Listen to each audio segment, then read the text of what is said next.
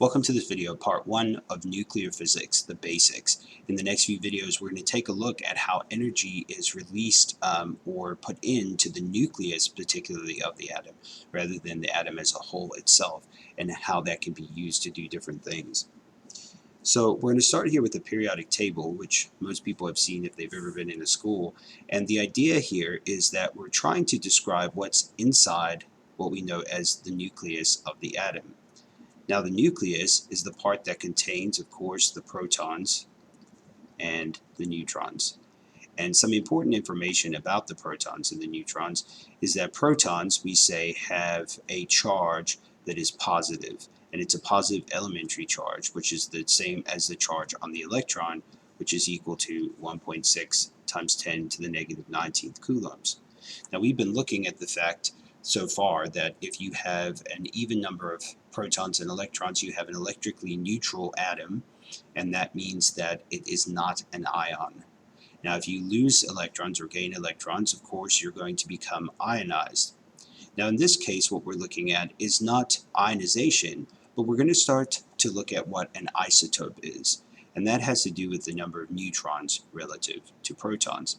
Now, the neutrons have no charge, and so we need to remember that the neutrons are here, and what they do is they add mass and they add stability to the nucleus. So let's talk about some symbols that are going to become very important as we learn how to do nuclear reactions. We use an X to represent the element itself, okay?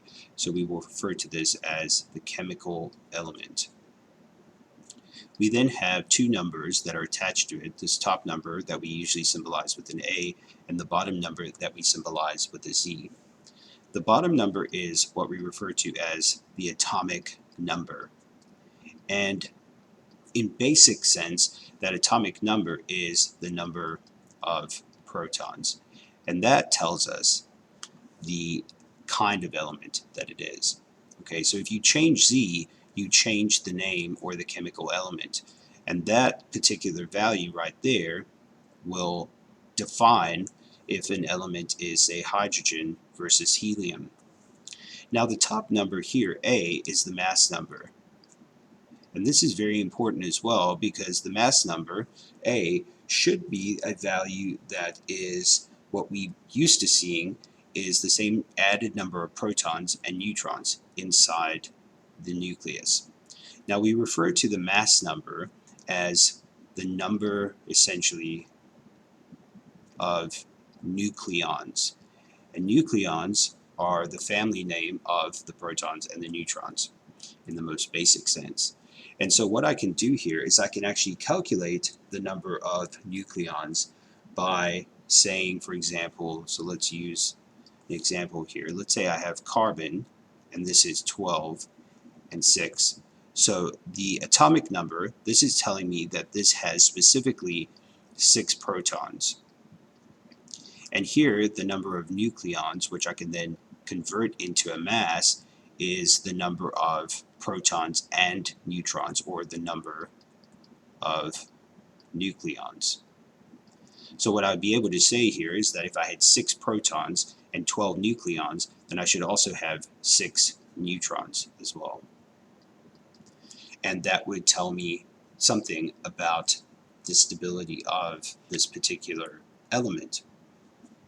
Now, what I end up seeing is that for small values of Z, okay, this we're talking kind of about up to 15 over here, which is phosphorus.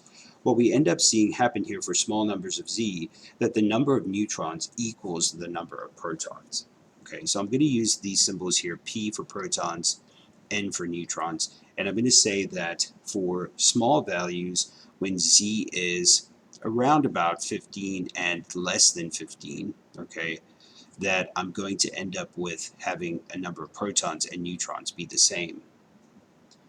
Now, the data that will fall on this red line of this graph over here, you will see this line is deviated from what we see actually happening in certain molecules, certain atoms that are much bigger. So this is a graph of the number of neutrons versus the number of protons. The red line over here is has a slope of just 1, and that would be, you'd have the exact same number. So once we get up to about 15 over here, we start to see the lines diverge from one another. And what that means is that as we get larger and larger number of protons, so as the atom becomes bigger and bigger, the number of neutrons actually is greater than the number of protons. So what we would say here is that when Z is greater than 15, we start to see that the number of neutrons is greater than the number of protons, and this has to do with stability. And what this means is that we find these naturally occurring isotopes. And isotopes is an atom where the number of protons is not equal to the number of neutrons. The number of neutrons is greater than the number of protons. And what's really cool here is that if you take a look at this graph and you take a look at a rearrangement of the periodic table, we see that we get certain elements that can be isotopes of one another. So maybe you have something like helium isotopes here, helium 3 and 4, those are both considered stable. Hydrogen 1 and 2, lithium 6 and 7, and so we get this kind of band that works up. Now you can have isotopes of much different values. So you can have lots of versions of a particular, let's say, carbon. So I could have, let's say, carbon 13. I could also have carbon 14. And I could have other values in between. So if I look here, I have carbon 12 and 13, and then I have carbon 14, which we see that the half-life is in years. Now the half-life is the amount of time that it takes the carbon to, or it takes the element to decrease by half its size. So it falls apart because it's naturally unstable, and that's the time that it would take to get to half of that value.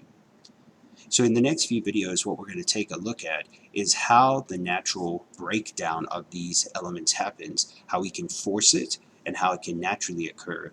And we'll need to understand some of these basics about isotopes in order to do that.